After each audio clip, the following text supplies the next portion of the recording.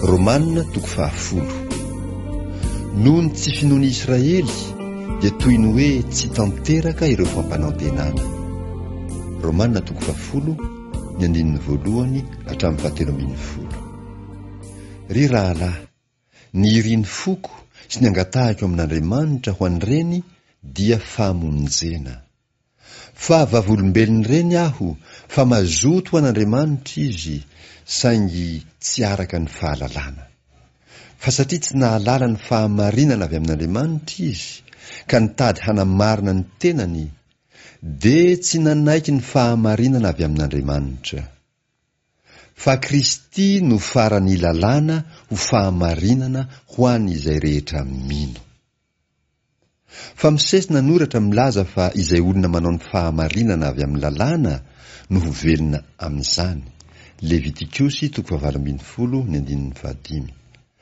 Fa ny fahamarinana izay avy amin'ny finoana kosa manao hoe: aza milaza ao am-pona hoe iza no hiakatra any an-danitra, dia ny ampidina ny Kristy izany, na iza no hidina any amin'ny lalina, dia ny ampiakatra ny Kristy avy any amin'ny maty izany.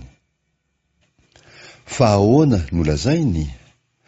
Eo akaikinao ny teny, dia eo ambavanao sy ao am-ponao. Deuteronomia 30:12-17. Dia ny teny ny amin'ny finoana izay torinay.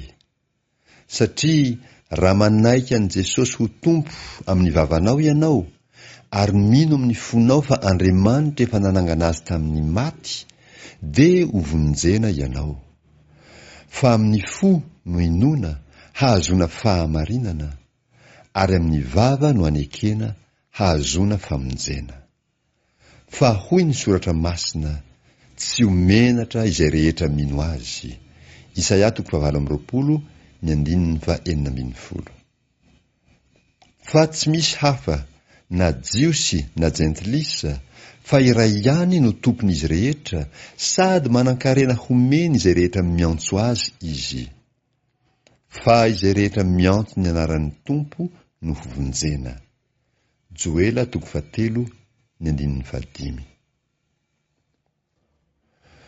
Tian'Andriamanitra ho voavonjy ny olona rehetra.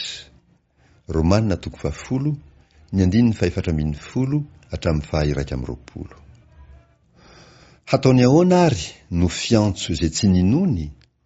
Ary hataony ahoana no fino izay olona tsy reny? Ary hataony ahoana no fandre raha tsy misy mpitory? Ary hataony ahoana no fitory raha tsy nirahina? Araka ny voasoratra hoe: akory ny hatsara ny tongotra iry mitondra teny somahafaly. Isaia 40:7. Nefa tsy izy rehetra no nanaiky ny teny somahafaly, fa hoy Isaia: Jehova, iza no nino ny teny nampitondraina anay? Isaia 13:1. Koa ny finoana dia avy amin'ny toriteny, ary ny toriteny kosa avy amin'ny tenin'i Kristy. Fa hoy izaho, sao tsy nahare izy? Tsia, fa efa nivoaka ho any amin'ny tany rehetra ny feony, ary ny teniny hatramin'ny farany izao rehetra izao. Salamo 7:1.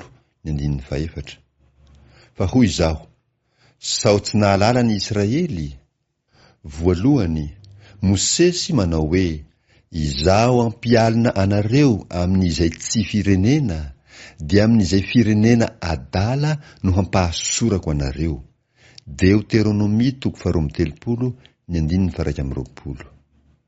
Fa sahy mihitsy Isaia ka manao hoe: hitan'izay tsy nitady ahy aho, ary niseho tamin'izay tsy nanontany ahy.